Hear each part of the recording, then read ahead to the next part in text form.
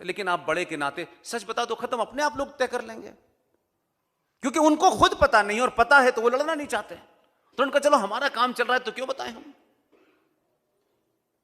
इसलिए बस एक भेड़ चाल की तरह हिंदू सनातनी है, जो संपन्न है वो शहर छोड़ देता है, जो उससे ज्यादा संपन्न है वो किसी दूसरे मुल्क चला जाता है। इससे समस्या सॉल्व हो गई क्या? भारत में 2011 का सेंसस क्या कहता है? 90% लोगों को पता ही नहीं होगा, क्योंकि हमें क्या लेना देना है, मैं, मेरी जाति, मेरा घर, मेरा बेटा, मेरी बेटी, खत्म, कहानी सिंपल एनफ। बाकी से हमको क्या मतलब है? बीच बीच में हम भारत की बात करेंगे, बहुत हुआ तो वोट देने चले जाएंगे। तो कोई तो इशू ऐसा हो जो हमको पता हो भाई कि संसद में हमारे कत्ल का, हमारे मर्डर का, हमारी हत्या का बिल पास हो गया है, लेकिन हमें पता नहीं है। बजट आया फाइनेंस तो पता चला बिजनेसमैन अपना जीएसटी और इस पे कम, उस पे कम, पे उसकी निगाह है। आम बजट आया तो अच्छा इस पे, अच्छा स्टोव पे कुछ कम कर दिया, अच्छा इस बार प्रेशर कुकर पे पैसे कुछ कम कर दिए। हम यहां आ गए और फिर दूसरों को हम दोष देते हैं, उसने ऐसा किया। वो इसलिए कर रहा है कि आप कुछ बोलते नहीं हैं, आपका कोई सामूहिक एजेंडा नहीं है।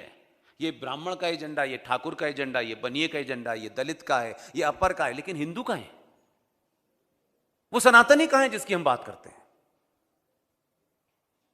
इसलिए इतिहास को गलत पढ़ो, गलत बोलो, गलत चलाओ और फिर वोट दे दो और फिर उसके बाद रोते रहो कि अब इस पे ये आ गया, अब उस बार वो आ गया, फिर हम ऐसे करते करते यहां तक पहुंचे। तो किसी क्षेत्र में सच तो बोलो यार।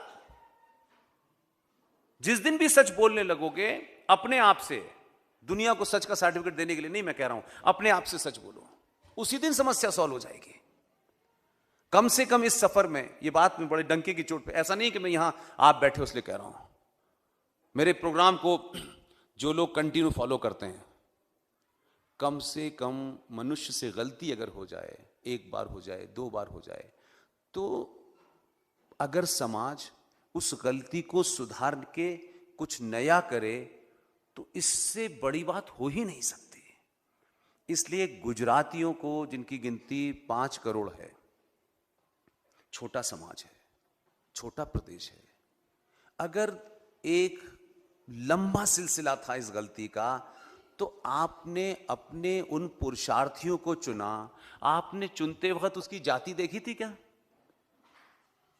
कि ये पटेल है, ये लहुआ पटेल है, ये कड़वा पटेल है? ये जाति नहीं देखी थी। उनका इस परिस्थिति में यही आदमी जवाब दे सकता है।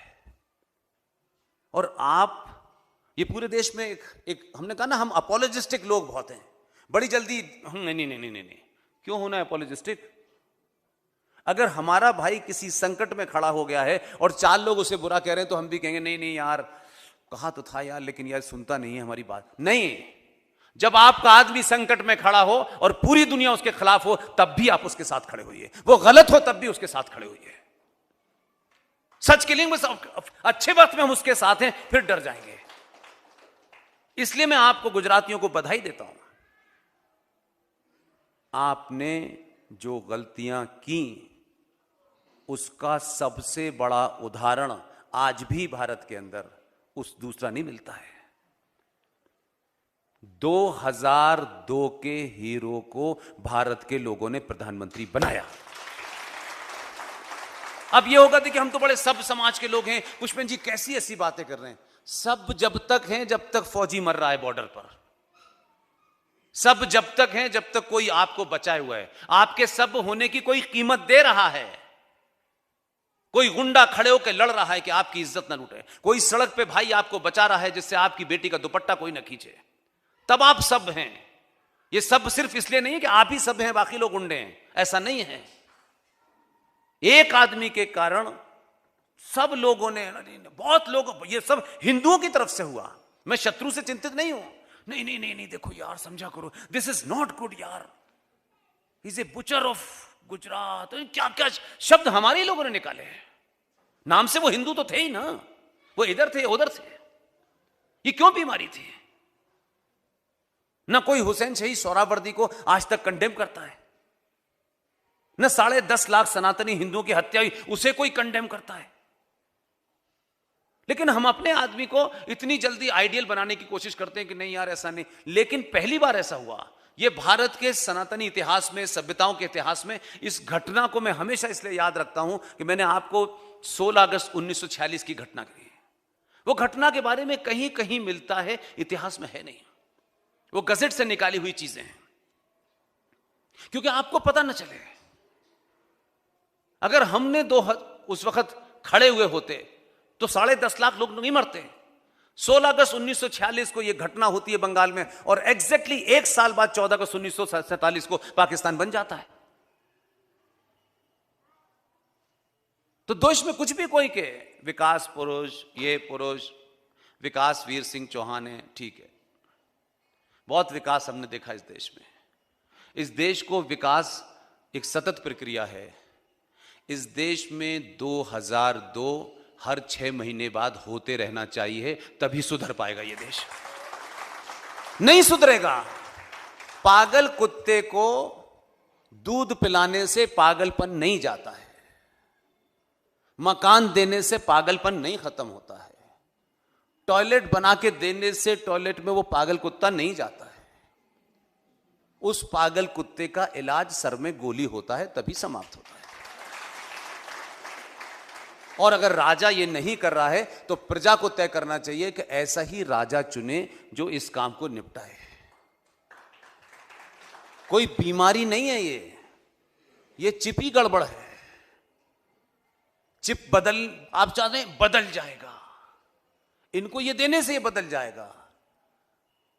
जो लोग इस्लाम को मानने वाले हैं वो इस्लाम को माने, मुझे उसमें गलती कोई नहीं लगती, लेकिन जो हिंदू इस्लाम को समझने वाले हैं वो महामूर्ख हैं। इसलिए भाषण दे रहे नेताजी, आवाज आ गई, रोक दिया, इससे 2 वोट मिल जाएंगे। वो 5 वक्त क्या कह, एकेडमिक बात कर रहा हूं, कोई हेट रेट में बात नहीं कर रहा मैं। आप सब जानते हैं कहां जन्म हुआ है मेरा, आप सब जानते हैं मैं कहां पढ़ा हूं, कैसे पढ़ा हूं, ये सब पता है आपको। 5 वक्त अजान में क्या कहा जाता है, कभी इस पे गौर किया आपने कि वो बेचारा ईमानदार है।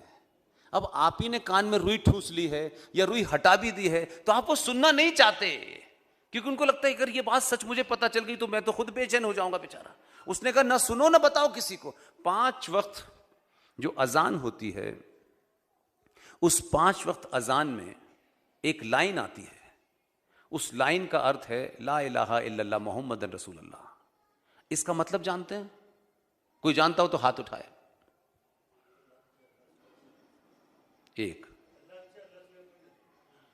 अल्लाह और अल्लाह के रसूल के अलावा किसी दूसरे की पूजा नहीं हो सकती।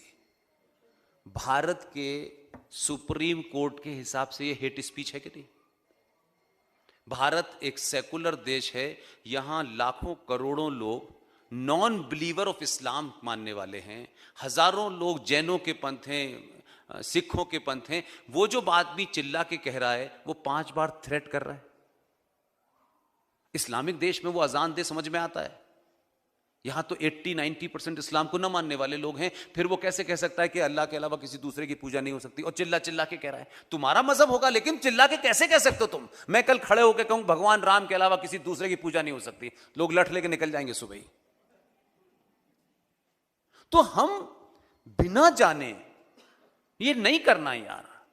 हम किसी को अपनी सभ्यता संस्कारों के कारण खुश नहीं कर सकते कि इसको हम छोड़ देंगे तो दूसरा खुश हो जाएगा। और आपने छोड़ना शुरू किया, वो 1400 साल से वहीं खड़ा हुआ है। आप रोज छोड़ते हैं, नहीं नहीं यार चलो अपने भाई हैं।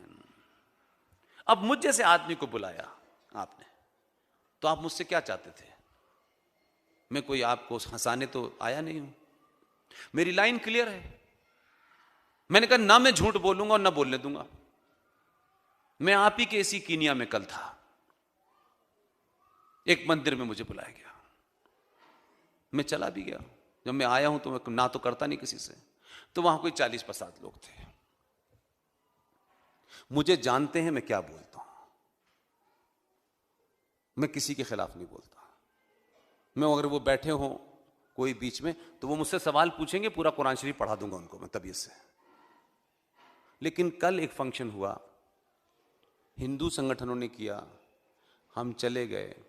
विकास भाई की पूरी कोशिश ये है कि इस तरीके के दौरे रोज़ नहीं होते, एक दौरे में काफ़ी पैसा खर्च होता है, आना है जाना है, ये है। तो विकास भाई की इच्छा यह है कि जहाँ भी अगर 50 लोग भी मुझे बुलाना चाहते हैं तो वो मुझसे कहते हैं, तो मैं कहता हूँ विकास भाई आप